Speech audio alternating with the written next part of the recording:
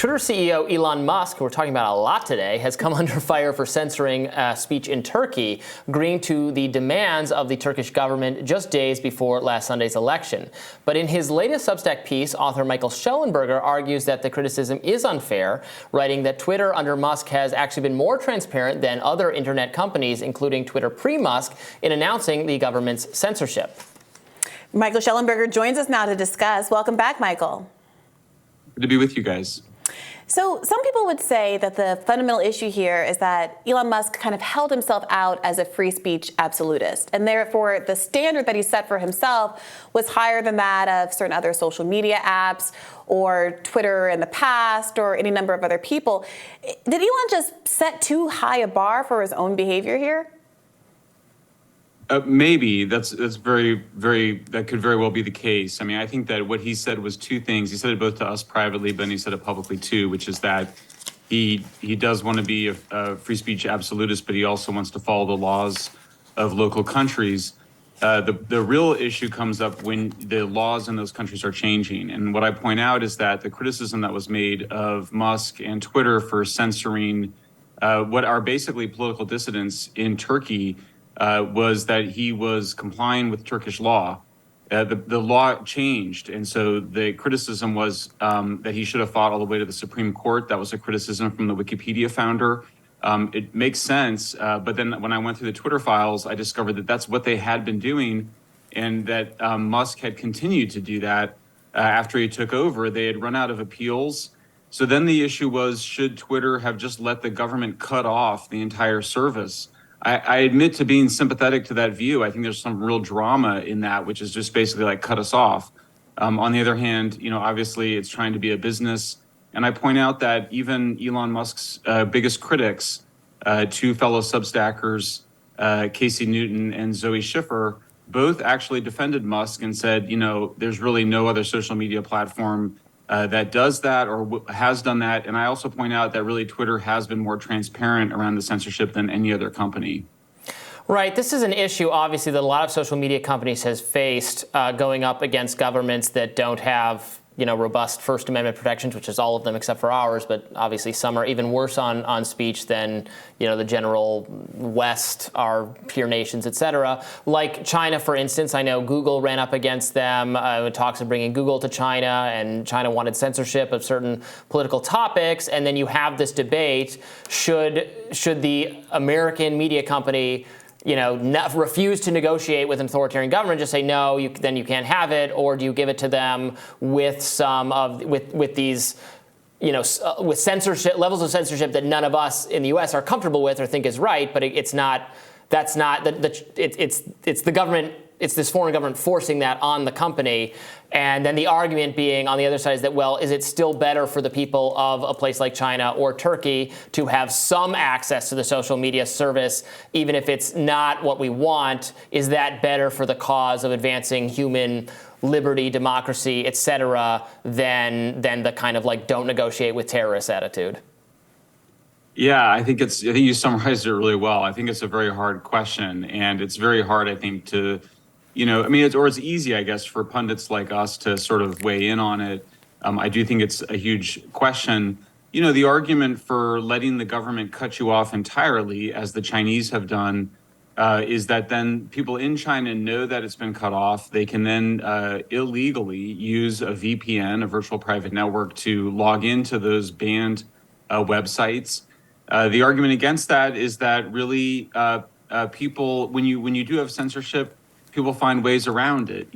My favorite example is Brazilian singers in the 60s would, to avoid the censors, would sing more symbolically, and the lyrics became more beautiful. So it's not an argument for censorship by any means, but it is to say that humans are very creative and we find ways to express ourselves.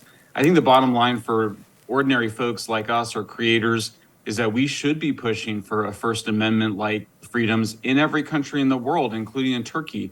I would also note that the Turkish government, this really is interesting, I think, in their defense of their crackdown on free speech, cited the European Union and Germany in particular as an inspiration, as a model. I think that's a real warning to those countries. You go down this path of regulating and restricting speech online, And all sorts of other folks around the world are going to do the same thing. And even Europe says, well, we're not doing it as bad as Turkey, and that's true. You still see it opens the door to more censorship globally. It creates justification when Europe and Germany do it, then Turkey feels emboldened to do the same. Yeah, I think that's a really great point, because even if the European speech commissars, even if they somehow do, and we'll have a lot of criticism obviously of what they're doing, but even if they do manage to constrain their own moderation to really egregious hate speech or viral misinformation so viral and so dangerous that there's some natural limit to it. Governments with more emerging free expression traditions, it might draw inspiration from that and not be nearly as discerning. Wanted to ask you for more details, but when you say that Musk has been more transparent than other social media companies, what do you mean by that? Oh yeah, sure. So first, he was more transparent in saying that he was complying with the censorship order. The Twitter, I think it was the global safety tweeted it out. It was then criticized by Ryan Grimm and Matthew Iglesias and other people online. Elon responded and said, "What other choice did we have?" And then somebody said, well, you should be more transparent. You should release more information. It's certainly something I was privately encouraging as well. And that is what they did yesterday, or the day before yesterday. They released the letter from the Turkish government, and they released and they tweeted out all of the accounts that had been censored. So that's not something that we'd seen other companies do. You may remember I was on this program last month to talk about Facebook's censorship of Seymour Hersh. That was discovered by users. That was not announced by Facebook. So I think I'd like to see other companies be as transparent as Twitter. I'd like to see Twitter be even more transparent. But ultimately, at the end of the day, you have to go by the requirements of the governments in the nations in which you're operating. Yeah, I think that there is a difficult ethical argument that you raise about whether it's better to cut off access to a meaningful social media site altogether in a region like Turkey, where there is an ongoing election and a lot of political strife at the moment, and that people can use these outlets, even if there is censorship, to communicate with each other in more subtle ways. I think there's a really good question about who is best served by one outcome or another from a policy perspective. However, it strikes me that the fundamental issue is that when Elon Musk took over Twitter, the argument wasn't just, I'm going to make Twitter more transparent. The argument wasn't that, this is a business and we're going to be constrained by the speech rules of other kinds of companies. The argument was, I am a free speech absolutist, that I'm going to be operating at a different kind of level of speech transparency and access than other kinds of social media sites. I am not going to cow to the same kinds of whims. I am going to be the harbinger of free speech. And I do think that a lot of folks wouldn't have any issue with him making the kind of business decisions a lot of other CEOs of these kinds of companies make. The difference is he is doing that while making those same kind of compromises, fair enough, while simultaneously holding himself out as uniquely a vanguard of free speech interests. And I do think that there is some tension there. When in Tucker Carlson's announcement about how he's going to move to Twitter, he says this is a space that is uniquely allowing free speech and enabling people to say what they want. When that abuts obvious evidence to the contrary, the judgment isn't that Wikipedia did the same thing, Facebook did the same thing, or even worse versions of them because there's less transparency. It's that Elon Musk himself has said that the standard is that he is going to respect not the subjective free rights of other parts of the world, but that on his site he respects this value so much that he is going to uphold it, even contrary to his own financial interests. Buying Twitter for so much money when it maybe wasn't even worth that. All of that was kind of justified by him as saying, this is such an important app and I have to enforce certain kinds of standards here. So, do you expect that Elon Musk might walk back some of his claims of free speech absolutism, or some of the people who have been framing him in this way might couch their language a little bit going forward, so that Elon doesn't have to defend decisions like kind of kowtowing to the Turkish regime in this way as somehow out of step with his stated objectives? Yeah, it's a great question. I mean, I think it reminds me of the famous Mike Tyson quote, which is, I think, everybody has a plan until they get punched in the face. And so I think what we're seeing here is Elon's been punched in the face and is reacting to that. And of course, free speech it's not absolute. And we do have restrictions on free speech in the United States around you can't lie to people and commit fraud. You can't incite immediate violence. We saw Elon Musk early on after he bought Twitter, censoring Kanye West for posting a swastika with the Star of David. At the same time, I think we should be happy that Elon set a really high standard for himself and for Twitter. One of the things that working on the environment, whenever companies would engage in greenwashing, the flip side was that it was kind of good because the companies that brag about their environmental commitments can then be held to that high standard. So I do think it's good that Elon established a high standard for himself. It's good that we're holding him to it. I think that the qualitative difference now is that, and this is where I testified to Congress on this, and I've certainly made this clear to Elon privately, is that the main event is on transparency. You really can't promise absolute free speech. I don't think you should advocate that you'll always follow local laws. If the laws are wrong, you should make clear that you may just not provide service in that country.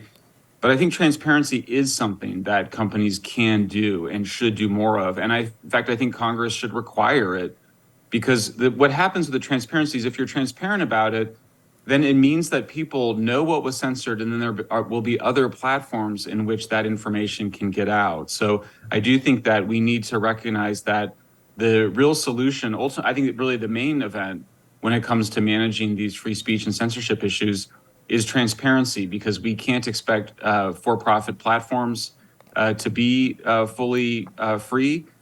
We can't have governments interfering in their operations, but we can demand and require as much transparency as possible. And I think when all is said is done and the dust settles, we'll see that this Turkey controversy has resulted in more transparency from Twitter, and hopefully we'll see it from other platforms too. Just quickly on that, Michael, how do you know, I mean, what guarantees do you have that there is full transparency here? Are you given access to directly search the files, the communications for keywords or anything like that? Or are you still relying on a document cache that's been kind of offered up and pre-sorted by Twitter employees? And does that give you any pause? Well, in this case, I did not. So I'm glad you asked, because it's good to be transparent on my part. I did not ask for permission to do the Turkey files. I went through the files that were already available to us, and I was pleasantly surprised by how much was there, which covered, and the files covered all of the main events. So in other words, I never did a search request to Twitter around Turkey. It was just the files that we had from previous searches. But the internal conversations and the emails, and I posted all of them, really corresponded exactly to the main events that we could corroborate, which were occurring externally. In other words, the legal cases, the past censorship.